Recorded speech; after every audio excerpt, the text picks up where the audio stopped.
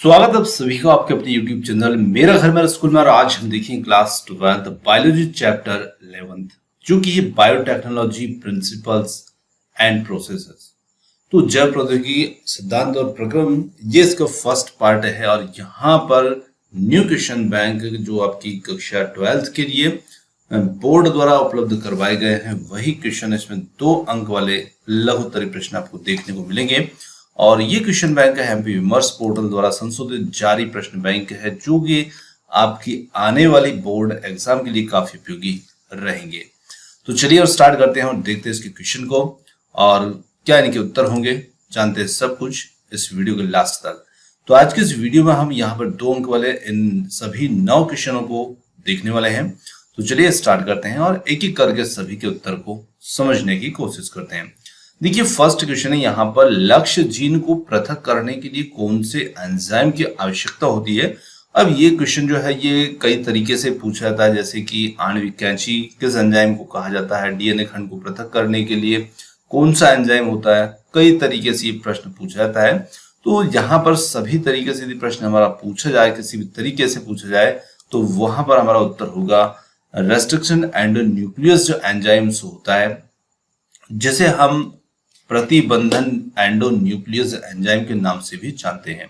ठीक है, तो आप चाहे तो प्रतिबंधन एंडोन्यूक्लियस लिख दीजिए या फिर रेस्ट्रिक्शन एंडोन्यूक्लियस एंजाइम की आवश्यकता होती है, और इसी को हम आणविक कैंची के नाम से भी जानते हैं।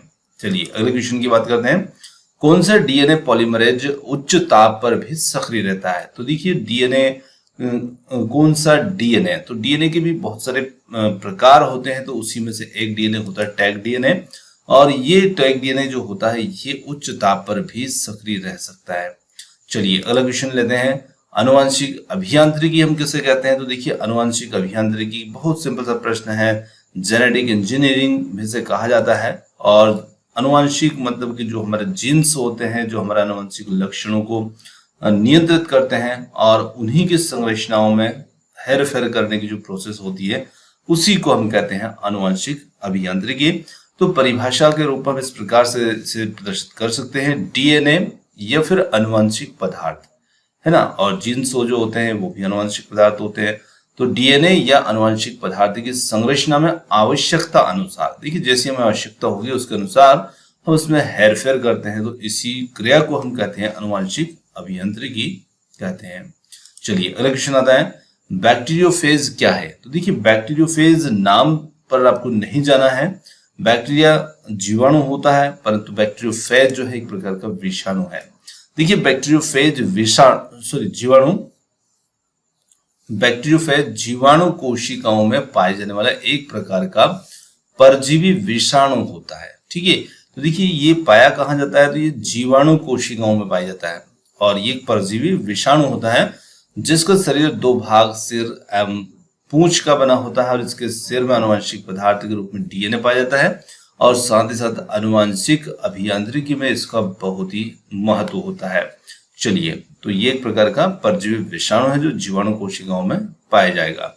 ठीक है ना। चलिए इतना हमारा उत्तर हो गया। अगला क्वेश्चन आता है यहाँ पर, रेस्ट्रिक्शन एंडोन्यूक्लियस क्या है। तो देखिए वही प्रश्न है, आणविक कैंची के रूप में जैसे इस्तेमाल करता है रेस्ट्रिक्शन एंडोन्यूक्लियस, जिसे प्रतिबंधन एंडोन्यूक्लियस भी कहा जाता है। तो रेस्ट्रिक्शन एंडोन्यूक्लियस एक न्यूक्लियस समूह का एक एंजाइम है, और ये नाभिकीय अम्ल विशेषकर डीएनए को विशिष्ट स्थान से काटने का कार्य भी करता है। तो इस प्रकार से हमारा यहाँ पर इसका उत्तर हो जाएगा। चलिए अगला क्वेश्चन लेते हैं। अगला क्वेश्चन है, वाहक क्या है। तो देखिए वाहक जो होते हैं डीएनए पुनर्जनन तकनीक में विदेशज जीन को अपने साथ इच्छित स्थल तक लाने वाले डीएनए जो खंड होते हैं उन्हीं को हम कहते हैं वेक्टर या वाहक कहते हैं। ठीक है, तो ये बन जाएगा हमारा वाहक का उत्तर।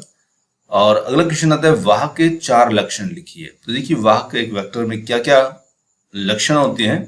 तो वाहक की यदि बात करते हैं तो वाहक के अंदर स्वद्विगुणन की क्षमता होना चाहिए, मतलब उसमें स्वद्विगुणन होना चाहिए। इसका विलगन और शुद्धिकरण आसानी से होना चाहिए। जैसे हम इसके साथ डीएनए खंड को कहीं पहुंचाना है किसी कोशिकाओं में, तो इसका विलगन और शुद्धिकरण आसानी से होना चाहिए। कम अणुभार होना चाहिए ताकि इस पर बड़े डीएनए जीन अथवा खंड को जोड़ा जा सके।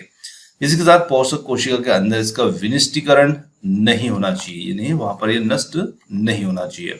चलिए अगला क्वेश्चन आता है प्लाज्मिड्स किसे कहते हैं। देखिए प्लाज्मिड्स क्या होते हैं, तो प्लाज्मिड्स जो होते हैं ये बाह्य नाभिकी स्वतः द्विगुणित होने वाले ससंयोजी रूप से बंद वलयाकार द्विसूत्री डीएनए अणु होते हैं, इन्हें हम प्लाज्मिड्स कहते हैं, और जो कि प्रायः सभी जीवाणु कोशिकाओं में पाए जाते हैं। तो प्लाज्मिड्स जो होते हैं ये इस प्रकार से स्वतः द्विगुणित होने वाले ससंयोजी रूप से बंद और वलयाकार डीएनए द्विसूत्री डीएनए के अणु हैं जो जीवाणु कोशिकाओं में पाए जाएंगे, इन्हें हम प्लाज्मिड्स कहेंगे। चलिए अगला क्वेश्चन है टीआई प्लाज्मिड्स क्या होता है। तो देखिए टीआई प्लाज्मिड्स जो होता है इसे एग्रोबैक्टीरियम ट्यूमिफेसियंस नामक जीवाणु में पाए जाने वाले विशिष्ट प्लाज्मिड्स हैं, और जो कि द्विबीजपत्री पौधों में संक्रमण के पश्चात ट्यूमर निर्माण को अभिप्रेरित करते हैं, और इन्हीं को हम टीआई प्लाज्मिड्स कहते हैं, और ये जीन अभियांत्रिकी के अंतर्गत वाहक का कार्य भी करते हैं। तो एक प्रकार का एग्रोबैक्टीरियम ट्यूमिफेसियंस नामक जीवाणु के अंदर पाए जाने वाले विशिष्ट प्रकार के प्लाज्मिड्स हैं, और उन्हीं को हम टीआई प्लाज्मिड्स कहते हैं।